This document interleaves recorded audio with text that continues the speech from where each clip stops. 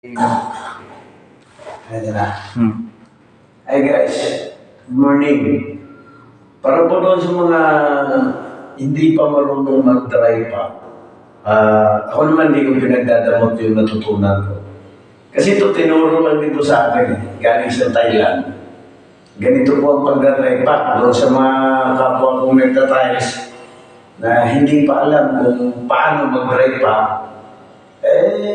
Gusto ko naman ituro to para matuto tayong lahat na Pilipino. Ayaw ko pagdamot yung natunan ko. At yung nagturo sa akin ay mismong galing Thailand. Thai setter siya doon, drive pack. Sila yung unang-unang naturuan sa buong mundo ng drive pack. Ngayon, babahagi ko naman sa inyo paano mag-drive pack. Ganito po yan. Yung bilog yung gitna, left kwadrado pala, hindi bilog. Tapos, ikamada niyo yung halo. Yung halo po, ito yung halo. Wala yung tubig. So, ang i-mix gawin yan, binistay na buhangin, adhesive, tapos simento, haluin mo yan dito. Yan yung buhangin. Meron na siyang adhesive, meron na siyang simento. So, halimbawa, kung kalahating siya kung simento, kalahating adhesive din. And then, yun lang siya, hindi siya bastahin, hindi kaya nung dati na haluan ng tubig kasi yung dati sumisipa yung hangin sa ilalim, maangat yung tiles natin. Yung dry pack po, tulad yung nagawa namin, dito focus man. Hindi na ho yan siya angat, once na ilatag mo na siya, yan na yun siya. Okay? Ilagay mo natin. Yung dry pack natin, meron siyang tinatawag na liquid. Ito po yung liquid niya. Yan. Tinatabo po yan. Tinatabo. Yan. Haluin din yan yung kalahating sakong adhesive at kalahating sakong simento. So, pakita ko sa inyo paano gagawin. Bakit po ng tubig? So, magtataka tayo, bakit po ng tubig? Paano? Titigas yan. Hindi tutubigan din yan. Ganito ang pagtubig yan. Lagyan yung tubig sa gitna. Yan. Kaya yung dry pack ko, napakabilis tumigas. Kasi hindi siya sobras tubig. Pagka may tubig na po yan, gitna na yan, tama-tama lang, huwag yung tabi yan. Tsaka lagyan nyo na siya ng halo. Yan. Lagay mo na yung halo na may halong bilis, adhesive at saka simento. Okay. Pag nilagay na po yan, tsaka nyo na po siya patagin. Napakabilis po niyan yung tiles. Kasi papatagin mo na lang siya. Yan, katulad yan. May patag mo na yan siya.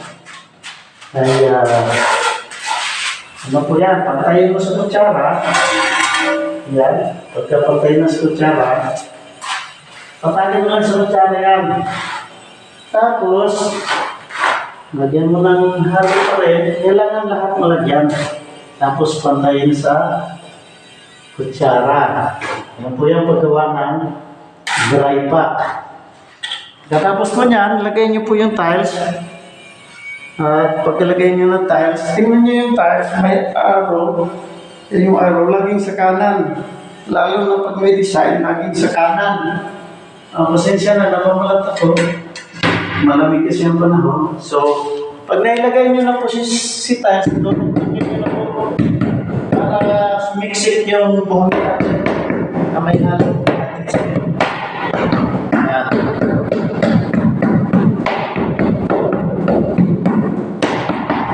At, syempre, huwag nyo kalimutan na yung ginagawa nyo laging malinis para maganda tingnan. Lagi yung punasan na yung gilid. At pagka yan ay nasiksik nyo na po yung yung may halong simento, diesel, tanggalin nyo po ulit yung tiles. Yan, tanggal po siya ulit. Lagay nyo po siya sa gilid. Hindi siya mapano. At pagkatapos po ay lagyan nyo ulit ng tubig yung babaw. Yan. Kaya kung yung mga nag-iisip yan, paano tubigas, wala ng tubig, minimize po ang tubig, kontrolado yung tubig, na mabasa lang yung ating buhangin, na may halong adhesive at semento para yung tigas niya mabilis siyang tumigas. Basahin mo yan lahat ng tubig.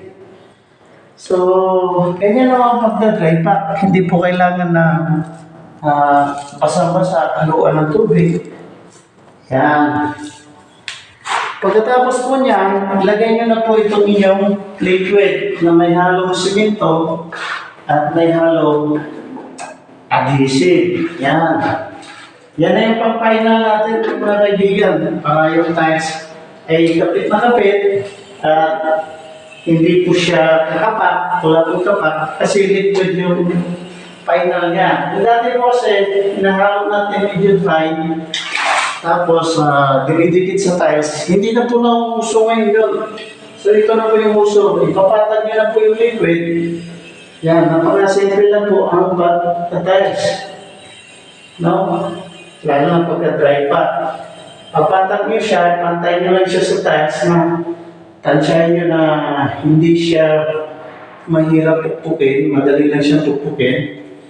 And then pag kulang, dagdagan nyo pa ng liquid.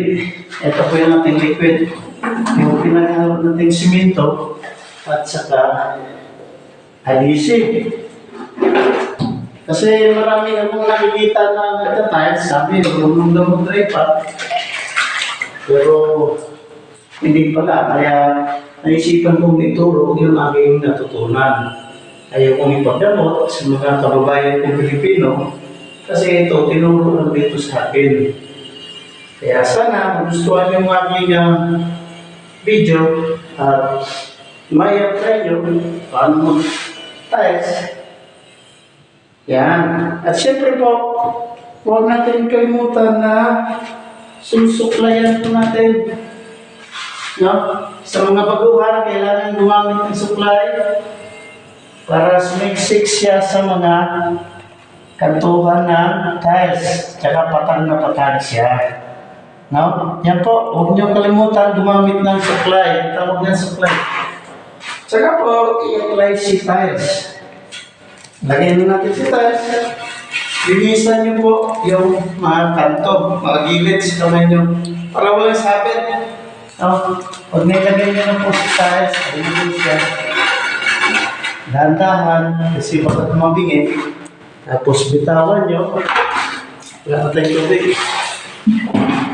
Saka ngayon, ay gagamitan niyo siya ng pumuli, panglinis, sabay diin dahan-dahan. Yan. Ganun lang po ang paggawa ng tinatawag nating dry pack. Dahan-dahan, kunting pupok lang. Salatin nyo. Kabila, salatin. Salatin mo taas. Yan. Saka, kulay na po. Saka ilagay yung ating spacer. Pagka medyo patay na, ilagay nyo na si spacer. Yung bikat, ang bikat natin yan para malagyan ng grout. Maganda yung kanyang pantay-pantay yung layo nila at malalagyan po siya ng grout. No? Ganyan po. Para madali yung ma-determine yung mataas o malalim, gamitan niyo po siya ng barya. Ito po yung barya niya. Yan po ang gagamitin niyo. Patakbuhin niyo po siyang pag gano'n. Pag wala na po siyang sabit, ibig sabihin, pantay na po siya. Yan. Pag tulad yan, umanda, ibig sabihin may sabit pa. Bago, ulit. Dandahan. Ang pagpupuk po, dandahan lang. Yan, may sabit pa rin siya. So, napakadali niyang ma-determine. Yan, pag tumulit yun na si barya, ibig sabihin, wala na siyang sabit. Ayun. Ibig sabihin, mababa yung dulo. So, dito kayo po.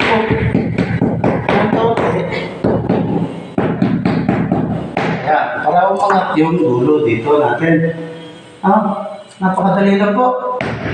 Sundan nyo lang po ang procedure ng pagtatouch. At makukuha nyo bagay. Yan, yan. Para hindi kayo maligaw, gamitan nyo ng barya. Para lang yung bata na naglalaro. At tulad po niya, no, bumabanta siya. Ibig sabihin, mataas pa yung dito natin. sa kunting pukpuk ulit. Ayan, pumantay na po siya. Pantay na po. Yung pinali yung salat dyan, yung kamay niyo po. Yan, meron pa rin kaunti dito. Okay. At dyan lang po, sana subscribe niyo po yung ating bagong content sa paggawa ng Gamitan niyo po siya ng barya. Salamat po. Ingat po.